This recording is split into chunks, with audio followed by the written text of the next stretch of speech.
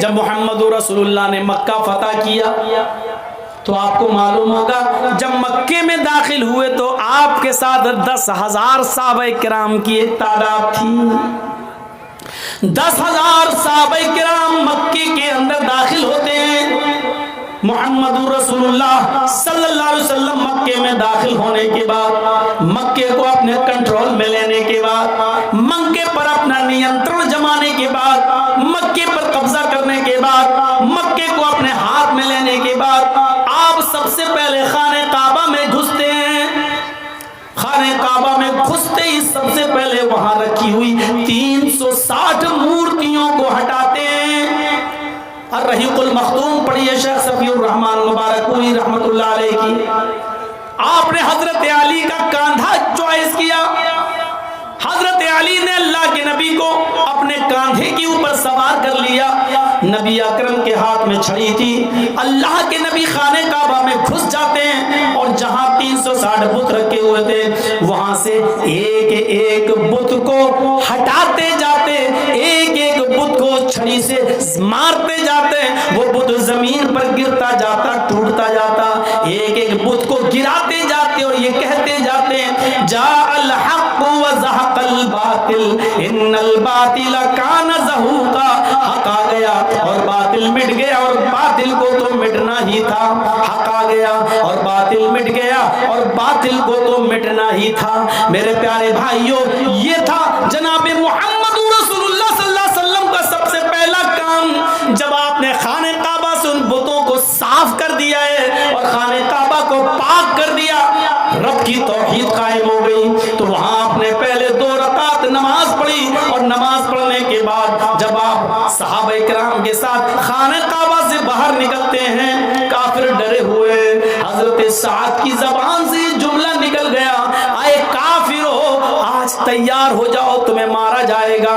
اے کافرو تیار ہو جاؤ مرنے اور کٹنے کے لیے. تم نے ہمیں مارا، تم نے ہمیں مکے سے نکالا، ہماری زمین و جائیداد سے ہمیں بے دخل کیا، ہمارے بچوں کو تم نے قتل کیا، تم نے بہت ظلم کیے.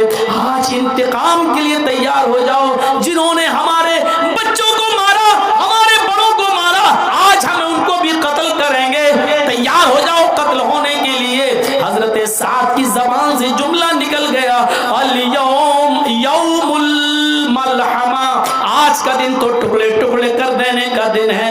ملحمہ لحم سے بنا ہے. آج کا دن تو گوشت کے ٹکڑے ٹکڑے کر دینے کا دن ہے. آج کا دن تو بوٹیاں بوٹیاں کر دینے کا دن ہے. آج کا دن تو مارنے اور کاٹنے کا دن ہے. اے کافرو آج ہم تمہیں کاٹیں گے. اللہ کے نبی دوسری طرف بیٹھے ہیں، وہ کہتے نہیں نہیں اے کافرو تمہیں ڈرنے کی ضرورت نہیں ہے. سعد غلط بول رہے ہیں. آج کا دن کوئی ٹکڑے ٹکڑے کر دینے کا دن نہیں ہے. آج کا دن کسی کو قتل کر دینے کا دن نہیں ہے. آج ہم کسی کو نہیں ماریں گے، بل الیوم یوم المرحمہ. آج کا دن تو رحم و کرم کا دن ہے. آج کا دن تو عفو درگزری کا دن ہے. آج کا دن تو ایک دوسرے کو معاف کرنے کا دن ہے. آج کا دن تو ایک دوسرے کو گلے لگانے کا دن ہے. نہیں نہیں تم بے فکر رہو، تم اسی مکے میں رہو گے، تمہیں کوئی نہیں مارے گا. ہاں لیکن اپنے جرموں کی معافی مانگ لو. مجھے پتا چلنا چاہیے کہ کس نے کیا ظلم کیا تھا، کیا جرم کیا تھا. آؤ آؤ مجھ سے معافی مانگو، میں تم سب کو معاف کرنے کے لیے تیار ہوں. ایک آیا، میں نے یہ جرم کیا، آپ نے کہا جاؤ میں نے تمہیں معاف کر دیا. دوسرا، میں نے فلاں کو قتل کیا، جاؤ میں نے تمہیں بھی معاف کیا. ایک اور شخص آتا ہے، آپ نے کہا تم نے کیا کیا؟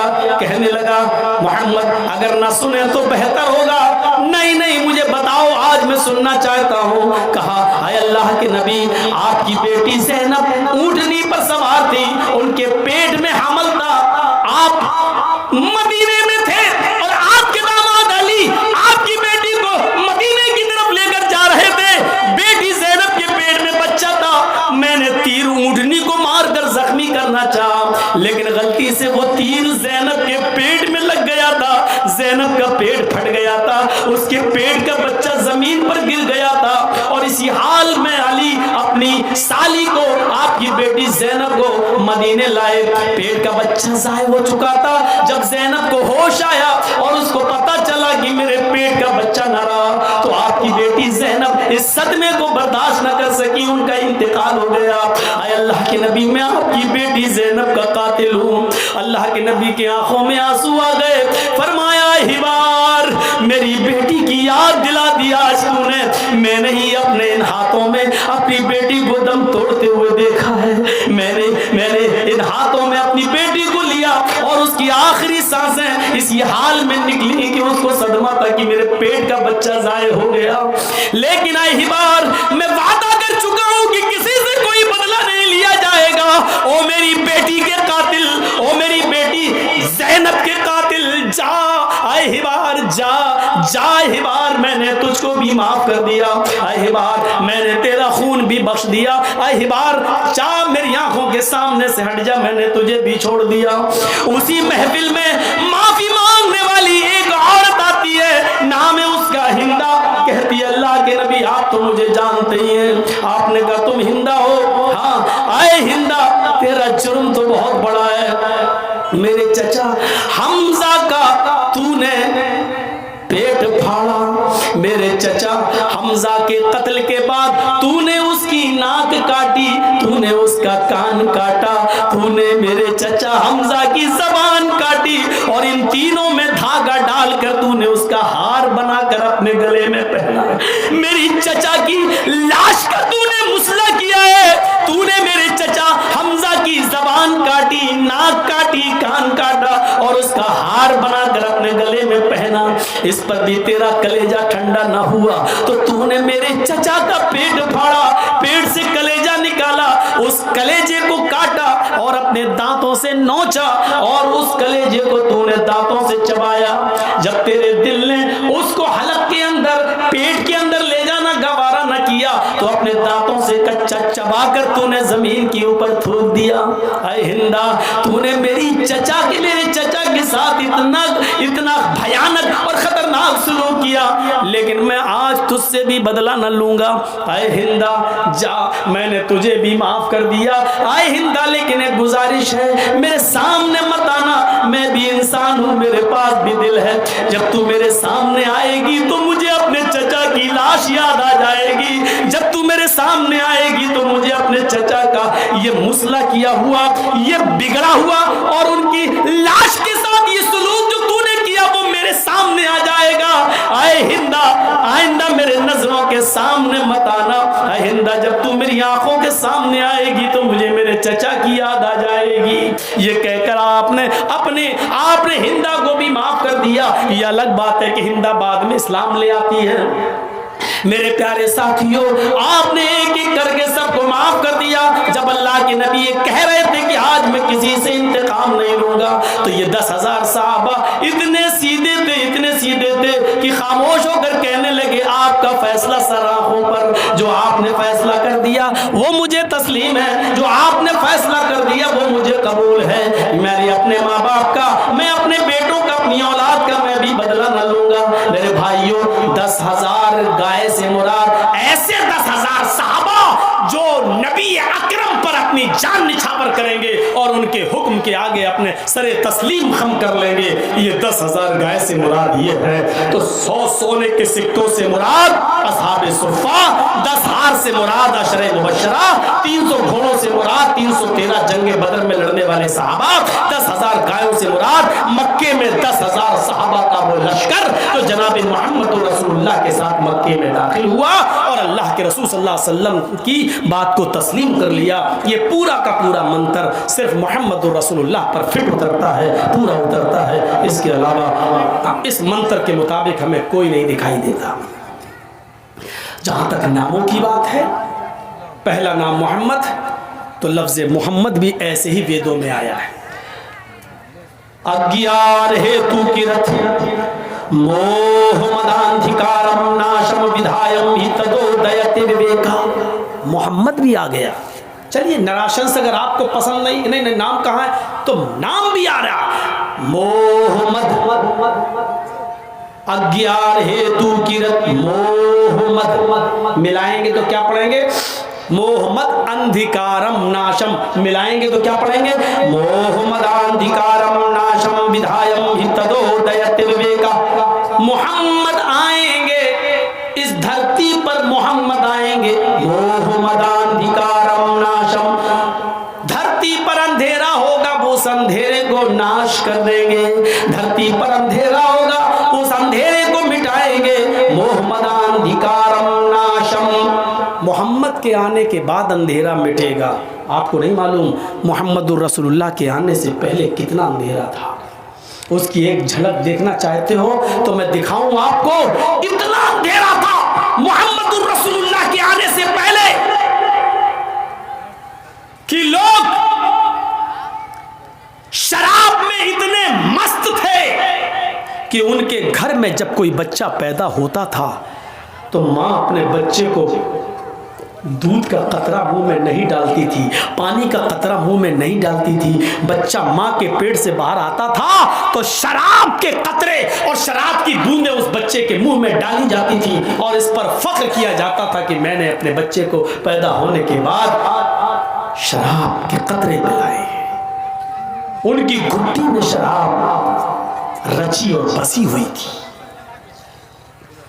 جوا اتنا زیادہ کھیلا جاتا تھا کہ جوئے میں رقم ہار جاتے تھے تو مکان لگا دیا کرتے تھے، اور مکان جوئے میں ہار جاتے تھے تو بیوی جوئے میں لگا دیا کرتے تھے۔ پڑھیے زاد المعاد علامہ ابن قیم کی، اور بیوی بھی جوئے میں ہار جاتے تھے تو جوان بیٹی جوئے میں لگا دیا کرتے تھے۔ زناکاری عروج پر تھی، عورت کی کوئی حیثیت نہیں تھی،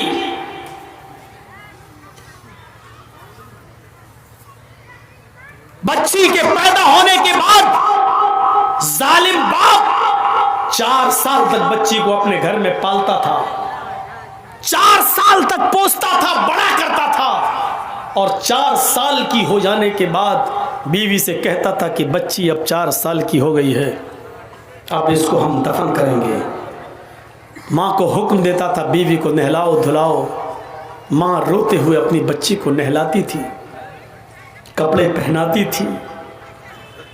ظالم اور شقی القلب باپ بیٹی کی انگلی پکڑ کے کہتا چلو میلے میں، نئے کپڑے پہنائے جاتے تھے اور جنگل کی طرف باپ لے کے چلتا تھا جہاں پہلے سے گڑھا کھودا وہ تیار ہوتا تھا، اور اس گڈھے کے پاس لے جا کر کہتا تھا کہ بیٹی ذرا اس گڈھے میں جھانک کر دیکھو، تمہاری ماں تمہیں نظر آئیں گی۔ بچی جنگل میں اپنی ماں کا چہرہ دیکھنے کے لیے اس گڈھے میں جھانکتی، پیچھے سے شقی القلب کسائی باپ بچی کو دھکا دے دیتا اور وہ قبر کے اندر گڈھے میں گر جاتی، پھر یہ مٹی ڈالتا، جہاں تک ہو سکتا وہ ننھے منھے ہاتھوں سے مٹی ہٹاتی، لیکن شقی القلب باپ کا دل نہیں پسیجتا، وہ چیختی چلاتی لیکن اس کا دل موم نہیں ہوتا، پورا کا پورا مٹی سے پاٹ دیتا اور اس وقت تک قبر کے پاس گڈھے کے پاس کھڑا رہتا جب تک اس بچی کی آخری سانس نہیں نکل جاتی اور وہ رو رو کر مر نہیں جاتی، تب تک وہ نہیں آتا، اور مر جانے کے بعد پھر اپنی قوم میں آتا، شراب کی بوتل اٹھا کر ہنستے ہوئے فخر کے ساتھ کہتا کہ آج میں نے اپنی بیٹی کو دفن کر دیا۔ اس سے زیادہ شقی القلبی کیا ہوگی، اس سے زیادہ اندھکار کیا ہوگا، اس سے زیادہ اندھیرا کیا ہوگا۔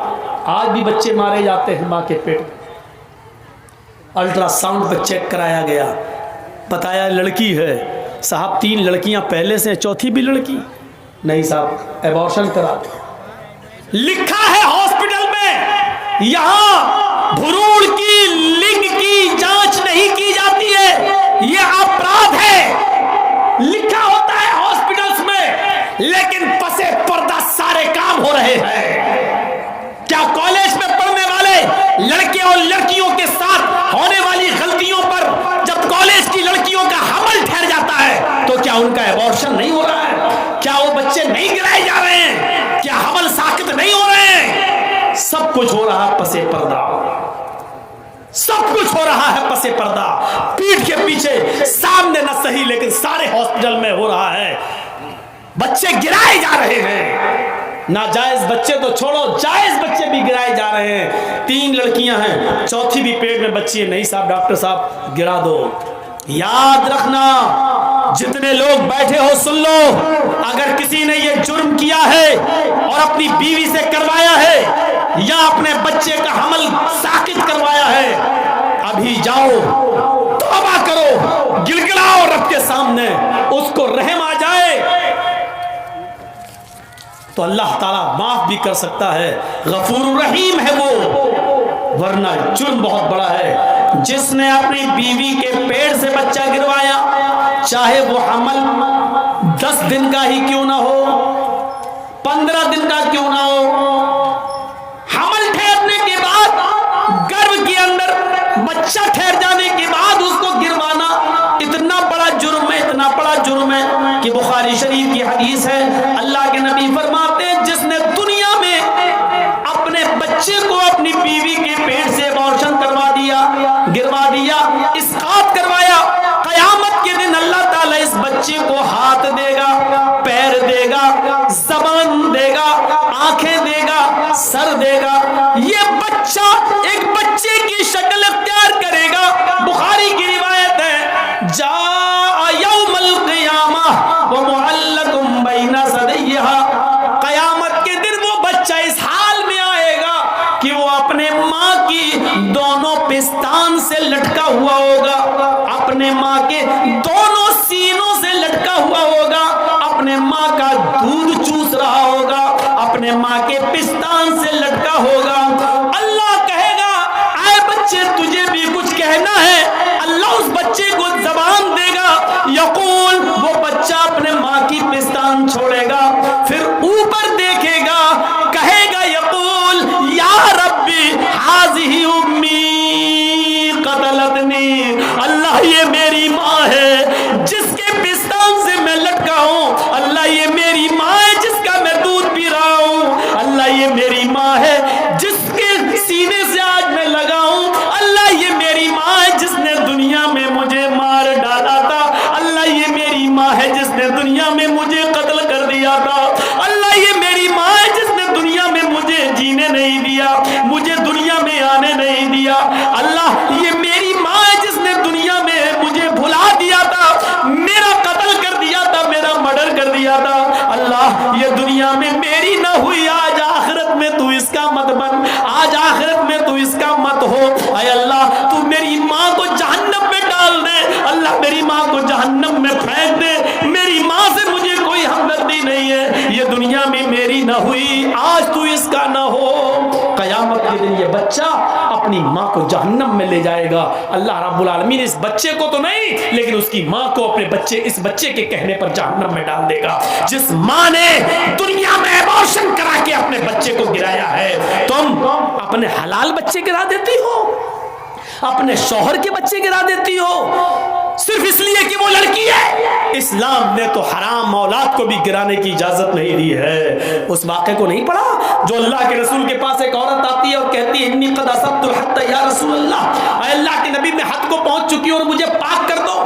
اللہ کے نبی نے کہا ٹھیک ہے اس کو لے جاؤ سنسار کر دو۔ کہنے لگی میرے پیٹ میں بچہ ہے۔ آپ نے کہا پھر تجھے ابھی سنسار نہیں کیا جائے گا، جاؤ جب بچہ پیدا ہو جائے تب آنا۔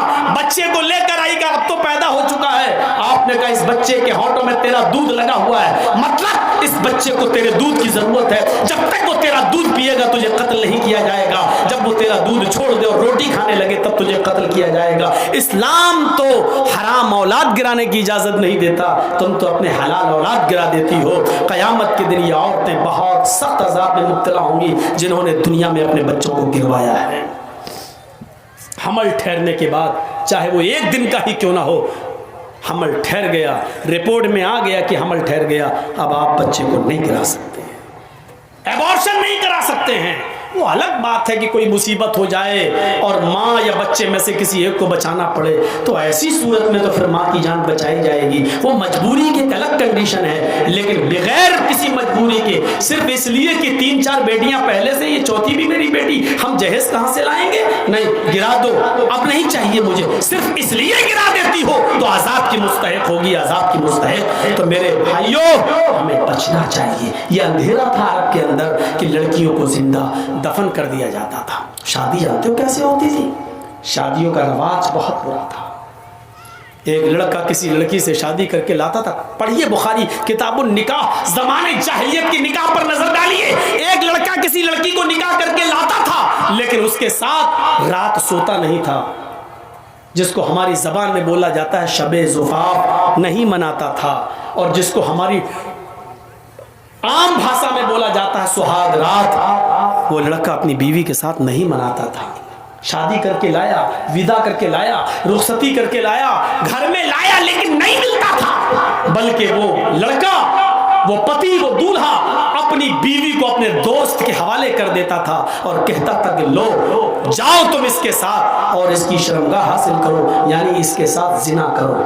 اور جب اس کے دوست سے یہ بیوی حاملہ ہو جاتی تھی، یہ لڑکی حاملہ ہو جاتی تھی، تب پتہ چلتا تھا حاملہ ہو گئی، تب یہ اصلی پتی جاتا تھا اور اپنے دوست سے اپنی بیوی کو لے کر آتا تھا. اور ایسا اس لیے کیا جاتا تھا تاکہ بچہ نیک پیدا ہو.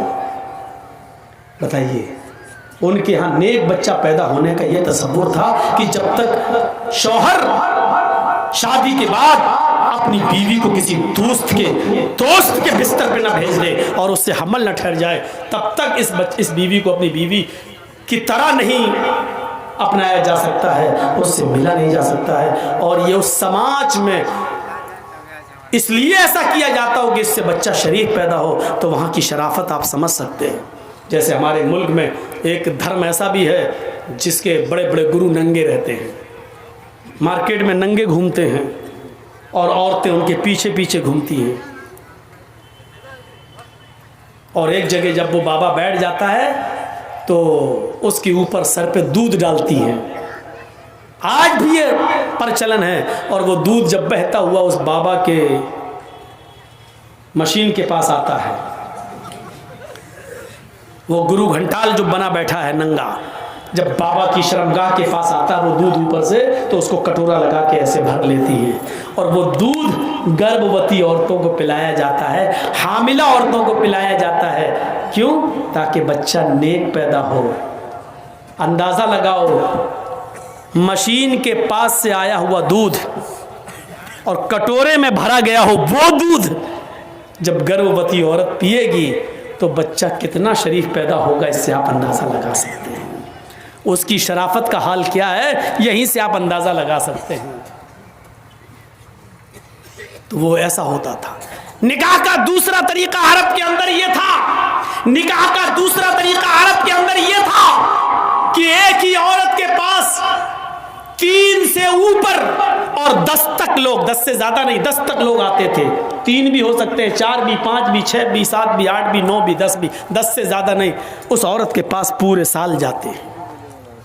جب بچہ پیدا ہوتا تو وہ ان 10 کو، جتنے لوگ اس کے پاس آئے، وہ سبوں کو بلاتی اور کہتی کہ تمہارا معاملہ تو معلوم ہے، تم بھی ہمارے پاس آئے، تم بھی ہمارے پاس آئے، تم نے بھی ہم سے ملاقات کی، تم نے بھی ہم بستری کی، تم نے بھی ہمارے جسم سے کھلواڑ کیا، سب تمہیں تو معلوم ہے نا. سب کہتے ہاں. مجال نہیں تھی کہ نہ آئے کوئی، آنا پڑتا تھا.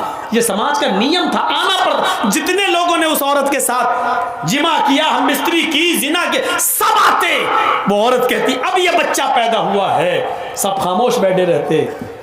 اس عورت کو اختیار ہوتا، وہ بچہ اٹھاتی اور ان لوگوں میں سے جتنے لوگوں نے اس کے ساتھ زنا کیا، اپنا بچہ جس کی گود میں ڈال دیتی. یہ اس کی بیوی مان لی جاتی، وہ اس کا پتی مان لیا جاتا، اور اس کا بچہ وہی مان لیا جاتا جس کی گود میں ڈال دیا یہ اسی کا بچہ ہے. یہ شادی کا دوسرا طریقہ تھا عرب کے اندر. بس تیسرا طریقہ اور سن لو. تیسرا طریقہ یہ تھا کہ گنتی کی کوئی تعداد نہیں تھی. عورت اپنے گھر میں ہری جھنڈیاں لگا لیا کرتی تھی. ہری جھنڈی کا مطلب پورے سال جو ان کے پاس آنا چاہے.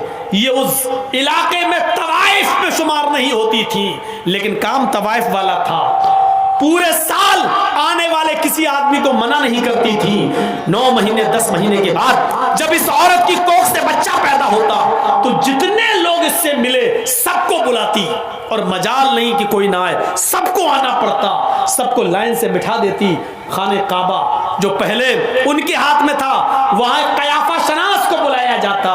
وہ آتا اور اس سے کہا جاتا کہ اس بچے کی شکل دیکھو، ان لوگوں میں سے کس سے سب سے زیادہ مل رہی ہے. وہ دیکھتا، چیک کرتا، اور اتنے لوگوں میں جس آدمی سے اس بچے کی شکل سب سے زیادہ مل رہی ہوتی، قریب ہوتی، یہ اس کی گود میں بچہ ڈال دیتا اور اس عورت کو اس کے ساتھ بھیج دیتا۔ یہ شادی کا تیسرا طریقہ تھا۔ محمد اندھکارم ناشم، محمد آئیں گے تو اندھیرا ناش کر دیں گے۔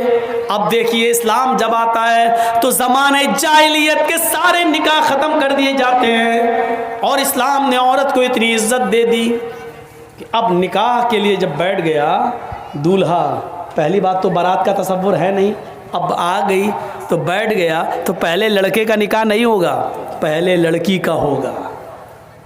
ایک وکیل، دو گواہ لڑکی کے پاس جائیں گے، اس سے پہلے اجازت لیں گے، تمہارا نکاح فلاں کے ساتھ کیا جا رہا ہے، کیا تمہیں قبول ہے؟ وہ دستخط کرے گی رجسٹر پر، اور اس کا دستخط ہی یہ مان لیا جائے گا کہ اس کی اجازت ہے۔ پھر اس کے بعد لڑکے کا نکاح۔ یہ اسلام نے عورت کو عزت دی ہے، زبردستی کوئی کسی لڑکی کے ساتھ نکاح نہیں کر سکتا ہے۔ کچھ جاہل لوگ ایسے ہوتے ہیں، لڑکی کا نکاح کرنے گئے تو وہاں کہتے ہیں ہاں بیٹا فلاں کے ساتھ تمہارا نکاح ہو رہا ہے، تم نے قبول کیا؟ وہ بیٹھی ہے بیچاری شرم کی وجہ سے، اور یہ زبردستی، ارے بولو بیٹا کیا؟ وہ شرما رہی ہے، اب بار بار کہلوا رہے ہیں بولو کیا؟ اب وہ بیٹھی ہے بیچاری، اب اس کی سہیلیاں بھی اس سے کہہ رہی ہیں اے بول دے ہاں ہاں بول دے۔ ارے جاہلو، زندگی بھر جاہلی رہو گے، پاگل رہو۔ جب حدیث میں ہے اذنھا سماتھا، اس کی خاموشی ہی اس کی اجازت ہے، تو کیوں زبردستی اس سے کہلوا رہے ہو؟ کنواری ہے، باکرہ ہے، غیر شادی شدہ ہے، اس کا زبان سے بولنا ضروری نہیں ہے۔ ایک بار آپ اس سے پوچھئے کہ فلاں فلاں کے ساتھ تمہارا نکاح کیا جا رہا ہے، کیا تم اس لڑکے کے ساتھ نکاح تمہیں قبول ہے؟ بس ایک بار اس سے پوچھئے، وہ خاموش ہو جاتی ہے، وہی اس کی اجازت ہو گئی۔ مت پوچھواؤ زبردستی، وہ خاموش رہتی ہے تو سمجھ لو کہ وہ راضی ہے۔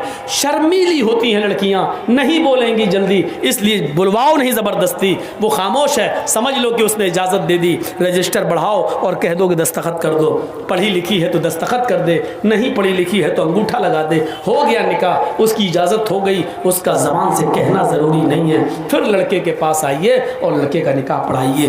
اسلام نے یہ اجازت، یہ عزت دی ہے لڑکی کو۔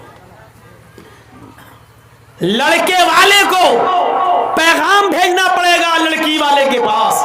آج کل تو لٹا سو رہی ہے، لڑکیوں کے ماں باپ پہلے ہی ہاں یہ لڑکا اچھا ہے، ان کے ماں باپ سے بات کر رہے ہیں، ٹھیک ہے بھائی میری بیٹی آپ کے لڑکے کے ساتھ نکاح۔ لڑکیاں والے آج جا رہے ہیں، جبکہ لڑکی والوں کو حق، ٹھیک ہے جا رہے ہیں، میں منع نہیں کر رہا ہوں، اجازت ہے جا سکتے ہیں، لیکن اسلام لڑکے والوں کو حکم دیتا ہے کہ وہ لڑکی کے سے رشتہ مانگیں، لڑکی کے ماں باپ کے پاس جائیں، ان سے لڑکی طلب کریں۔ اذا خطب الیکم من ترضون دینہ وخلقہ، اے لڑکیوں کے ماں باپ، لڑکیوں والوں، جب تمہارے پاس کسی لڑکے کا پیغام نکاح کے لیے آئے، تمہاری بیٹی سے شادی کے لیے آئے، اور اس لڑکے کا اخلاق تمہیں پسند ہو، اس لڑکے کی دینداری تمہیں پسند ہو، فزوجوہ، تو اپنی بیٹی کا نکاح اس لڑکے کے ساتھ کر دو، انکار مت کرو۔ اگر نمازی ہے، روزدار ہے، بااخلاق ہے، کماتا ہے، آپ کی بیٹی کو کھلانے پلانے کی طاقت رکھتا ہے، بس اتنا دیکھ لو، اگر اس کی دینداری، اس کا اخلاق تمہیں پسند آ جائے تو اپنی بیٹی کا نکاح اس کے ساتھ کر دو۔ اس دیندار لڑکے کا پیغام ٹھکراؤ مت، اس کو اپنے گھر سے مایوس مت جانے دو، اپنی بیٹی کا نکاح اس لڑکے کے ساتھ کر دو۔ اگر دیندار لڑکے کے ساتھ تم نے اپنی بیٹی کا نکاح نہیں کیا، ان لم تفعلوه تکن فتنة فی الارض وفساد عریض، اگر نمازی اور دیندار لڑکے کی آنکھوں سے آنسو بہ گئے، اس کا پیغام تم نے ٹھکرا دیا اور لڑکی کا اپنی بیٹی کا نکاح اس کے ساتھ نہیں کیا، اور اس کے رشتے کو اگر بھگا دیا یا نہیں کیا، تو زمین میں فتنہ پھیل جائے گا۔ ان لم تفعلوه تکن فتنة فی الارض، تو زمین میں فتنہ دیکھو گے، وفساد عریض، اور لمبا چوڑا فساد۔ آج دیکھ لو طلاقوں کی کتنی نوبتیں ہیں، کیونکہ ہم نے جنٹل مین دیکھا ہے، ہیرو دیکھا ہے، زمین و جائیداد والا دیکھا ہے، دیندار نہیں دیکھا ہے۔ سپریم کورٹ کا بیان ہے کہ कि सबसे ज्यादा हमारे यहाँ तलाक के केस पेंडिंग में पड़े हुए हैं, तलाक के केस पेंडिंग में पड़े हुए हैं, और तलाक के केस 3 करोड़ की तादाद में हैं। तलाक के केस कितने हैं सुप्रीम कोर्ट में? सुप्रीम कोर्ट ने कहा 3 करोड़ तलाक के केस पेंडिंग में हैं, और इन 3 करोड़ तलाकों में 2 करोड़ से ज्यादा सिर्फ मुसलमानों के केस हैं, सिर्फ मुस्लिम औरतें और मुस्लिम मर्दों के केस हैं जो सुप्रीम कोर्ट में पेंडिंग पड़े हुए हैं। आप आइडिया लगा सकते हैं, मुसलमानों की तादाद तो हिंदुस्तान में इतनी ज्यादा नहीं है, सब मिलाकर 3 करोड़ तलाक के केस पेंडिंग में, और 3 करोड़ में 2 करोड़ से ज्यादा सिर्फ मुसलमानों के केस। इससे आप अंदाजा लगाइए कि मुसलमानों ने दीनदारी देखना शुरू नहीं किया है, दीनदारी को देखना छोड़ दिया है। चाहे लड़के वाले हों, लड़की में दीनदारी नहीं देख रहे हैं, लड़की वाले लड़कों में दीनदारी नहीं देख रहे हैं, इसलिए तलाकों पर नौबतें आ रही हैं, जो हमारे लिए बहुत बड़ा अलमिया है और दर्द सर है। इसको हमारे समाज और सोसाइटी को सोचना पड़ेगा और देखना पड़ेगा। तो मेरे प्यारे साथियों, अल्लाह के नबी का नाम मोहम्मद भी आ गया, अंधेरे को नाश करेंगे, और आपने अंधेरे को नाश कर दिया। मुझे बोलते हुए पूरा 2 घंटा हो गया है, मैं आपसे रुखसत होता हूँ। रुखसत होने से पहले इल्तिजा करता हूँ, मैं 2 मिनट इस स्टेज पर बैठूंगा, 2 मिनट में आप इस इदारे का जो ताउन मेरे हाथ में करना चाहें आप कर